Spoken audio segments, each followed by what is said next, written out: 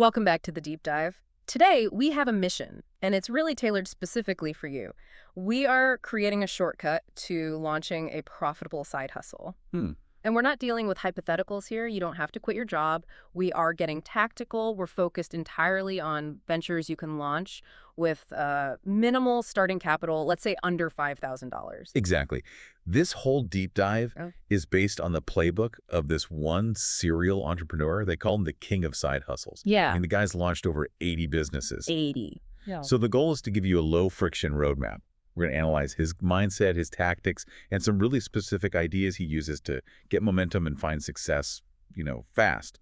We're looking for that path that doesn't require VC money or, like, mortgaging your house. And what I find so captivating about his approach is just how accessible business became for him and how early. He started when he was 9 years old. He was selling golf balls he'd fish out of water hazards, Right. 3 for $1, just so he could buy a red Schwinn bicycle. And that taught him the basic rule of commerce. Yeah. If you can turn $1 into 2, you have a business. And that fundamental idea, that accessibility, just so amplified now with modern technology. And most people assume you need thousands to start a business. But the counterintuitive thing he found is that 90% of his profitable ideas, 90%. 90% required $500 or less to get off the ground.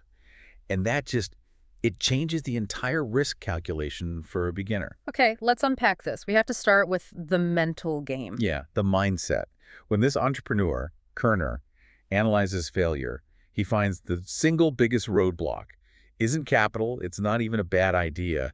It's caring too much about what other people think. It's a fear of judgment. It's a paralyzing fear, yeah. He puts it in really stark terms. He says you have to weigh 2 kinds of pain. The pain of your current problem, your finances, your job dissatisfaction. That pain has to be greater than how much you care about what your neighbor thinks. Mm-hmm. He used business as his emotional outlet, he says, to take control, especially since he came from a poor background. And it ties directly into his, probably his most controversial piece of advice. Which is? Ignore passion. Wait a minute. Okay, so you're telling someone who is already nervous about starting something new to ignore the one thing that's supposed to keep them going. I know. It sounds like a path to burnout. Yeah, exactly. But his argument isn't that passion is a bad thing. It's that the statistical likelihood, the odds, that your passion and profitability will overlap at the very beginning. It's almost zero. So it's the advice then? He says, look, follow the profit first. Get good at commerce. Learn how to find a product, mark it up, and sell it. And then, once you can afford it, you apply those skills to whatever it is you truly love. So you fall in love with the process of turning $1 into 2, not the product itself. You got it. And that reframes the entire early hustle. It makes it a profitable learning experience, not some high-risk emotional gamble. Okay. And the technology available today, that radically lowers the risk profile too. Totally. I mean, why is now the best time to start? Because the tools are just so abundant. You've got AI, fast internet, your mobile phone. A decade ago, you might have needed huge capital for servers or extensive coding. Now you can test ideas so quickly. Without quitting your job. Without quitting your job, without chasing venture capital. It's all right there. But here's the paradox. Most people aren't using these tools like an entrepreneur would. What do you mean? Well, they'll use Facebook Marketplace to sell their old couch, Yeah. but it never occurs to them to use that same tool to validate if anyone in their town would pay for, say, a custom woodworking service. Right.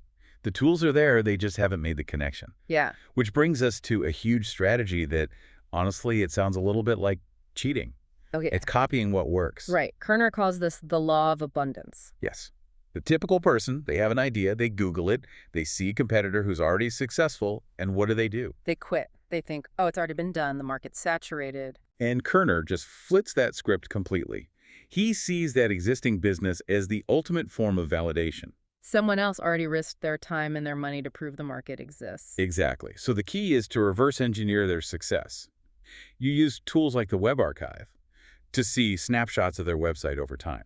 You see how they change their pricing or their messaging. Or SimilarWeb to track their traffic. Right. So you might see their traffic jumped right after they made their site mobile friendly. Well, guess what? That's a day one feature for your business. You got it. Copying reduces risk.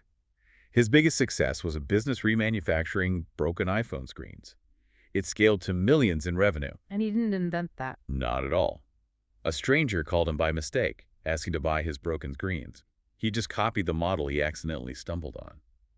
This leads to a really important distinction he makes between old problems and new problems. Yes, and this was a hard-won lesson for him. He made a massive mistake with a fulfillment business, trying to simplify the industry's complex pricing. He thought he was smarter than everyone else. And he quickly learned that 95% of business is solving old problems.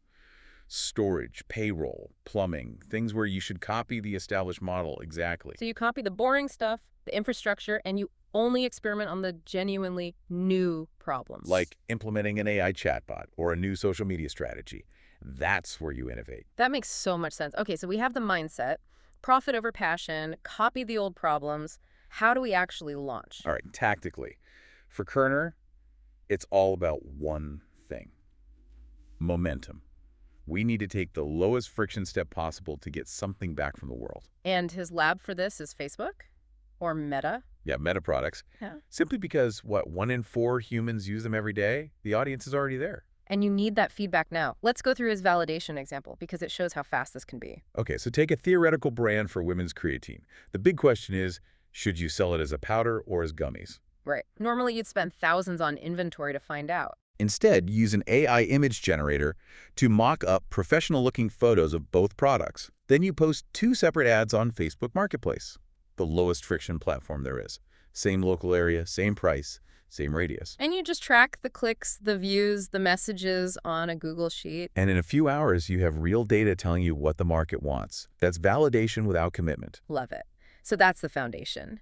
Now let's get into the specific capital levels, starting really small. Okay, first up, the $500 side hustle, what he calls sweaty, ugly income. Let's hear it. The number one idea is an AI implementation agency.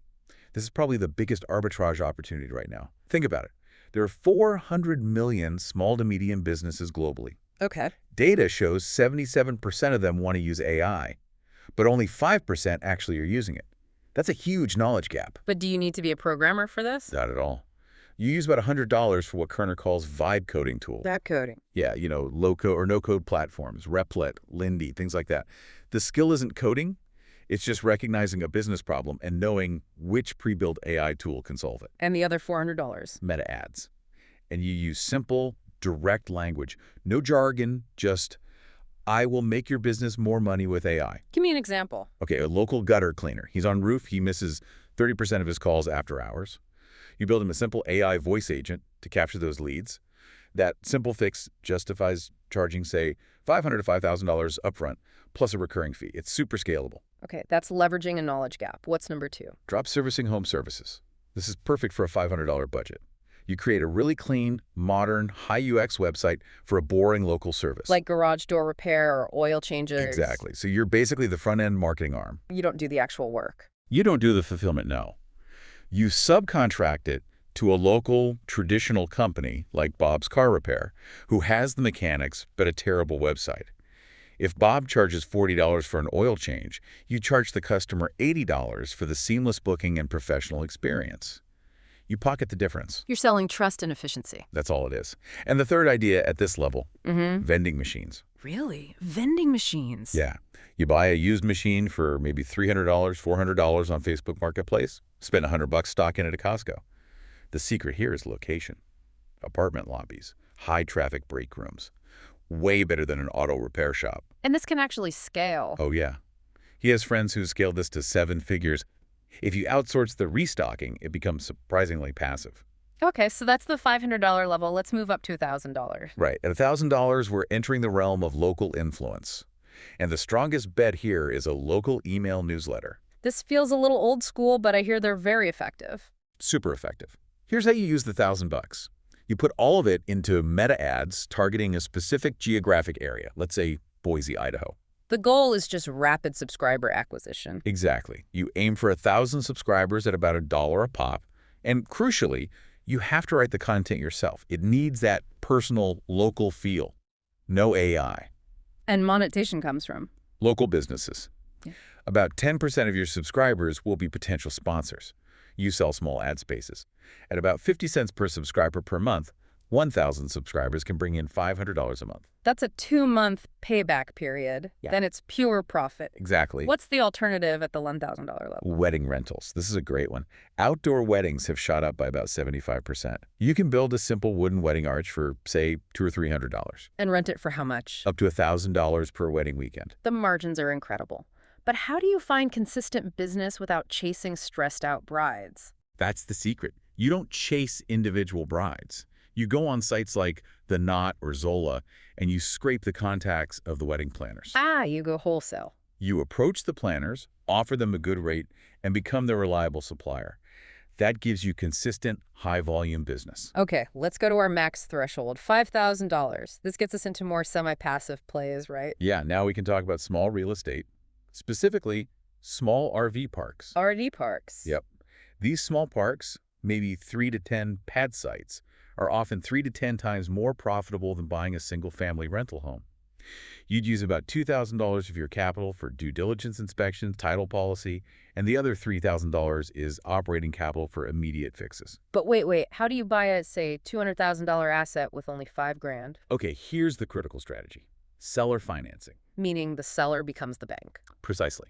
You find an owner, often someone who's had the park for 30 years and is just tired of it. You convince them to hold the note, they bear the risk, and you pay them monthly from the park's own profit. So the key is in the down payment. It's the negotiation and your ability to improve the asset. Exactly. You increase the value by improving two things: occupancy and rent. You use free tools like Facebook ads to fill the empty pads. You raise the rents to market rate. Okay, this is where we have to talk about some jargon. Cap rate. Yeah, let's clarify that because it's important. A cap rate, or capitalization rate, is basically the annual rate of return on the property if you bought it with cash. A park bought at a 10% cap rate is considered maybe a little undervalued or higher risk. And the goal is to. You buy it at that high cap rate, the 10%. Then you improve the income by filling it up and raising rents. When you do that, you effectively lower the cap rate to, say, 8%. And by doing that, you've increased the total market value of the park. You bought a $200,000 asset that's now worth $250,000, maybe $300,000. It's all about creating value. So we have the tactical map. But most people, they assume they should find a partner to split the risk. The data, though, it suggests the opposite. It's fascinating, right? The counter statistic is that business failure rates are significantly higher for companies with co-founders. Higher. Why? Because people will vet a marriage for years, but they'll decide on a 50-50 business split over avocado toast. That's a great analogy. A 50-50 split implies this perfect equality of money, effort, value, and total selflessness, which But is... just not realistic, no. So what's the advice? Solo found first. Use that time to learn if you're a starter, a maintainer, or a finisher. And if you do partner up, avoid 50-50 at all costs. Instead, define a clear metric, like hitting $10,000 in revenue. Then you sit down and decide the equity split based on actual value delivered. And he also says prioritize cash flow over equity for the people operating the business. Oh, absolutely. Because most equity, especially early on, goes to zero. You want to reward the people doing the work with cold, hard cash. Okay, so there's this tension in everything we've talked about. Kerner has this high-volume, launch 80 businesses approach, which seems anti-focus. But the business world celebrates people like Steve Jobs or Elon Musk, who are known for this obsessive, 100% focus. How does he reconcile that? He doesn't see it as a problem. He sees his high-volume testing as his superpower. He says explicitly he doesn't want the miserable Chris life of being a hyper-focused CEO reporting to a board. He'd rather be a present father and work on cool things. So a lack of focus can be a signal. Yeah, he thinks it's a signal that maybe the current project isn't interesting enough and something else out there needs your attention. That's a really unique take. Okay, finally, let's touch on this dilemma of having a plan B, the burning the boats idea. Right. There are psychological studies that show that having an alternate reward source, a plan B, it actually causes people to work significantly less hard on plan A. If you have a soft landing, you won't give 100%. Exactly. So logically, the advice is clear. Vet your side hustle, get it profitable, then quit your job. But what does Kerner say emotionally? He admits that when boats were burned for him, when events forced him into total commitment, he got this chip on his shoulder, a kind of toxic motivation that made plan A thrive. So there's a trade-off. It's a huge trade-off. You shouldn't quit too soon, but you have to realize that going from 20 hours a week to a full-time 40 hours can exponentially increase your results. It can 10x your profitability. That's the core question for you, the listener. That trade-off between stability and commitment, we've covered the whole spectrum today. From copying models and low-friction validation to AI agencies, drop servicing, and even using seller financing for RV parks. And we have to end with a dose of realism. Kerner is very clear that entrepreneurship, especially at the start, is often more of a prison than a 9 to 5. You trade one boss for many. Right. The goal isn't total freedom. You're trading dependency on a boss for dependency on clients, employees, suppliers. The goal is independence, but dependency always remains. When he was an undergrad, Kerner got a psychiatric report that said he suffered from delusions of grandeur. He kept it. He used that label as motivation, and he always wondered, how do you know that's a delusion? So for you, listening right now, if the biggest roadblock is caring what other people think, what delusion of grandeur are you afraid to pursue? And is the desire for stability worth sacrificing the chance to really test your own limits?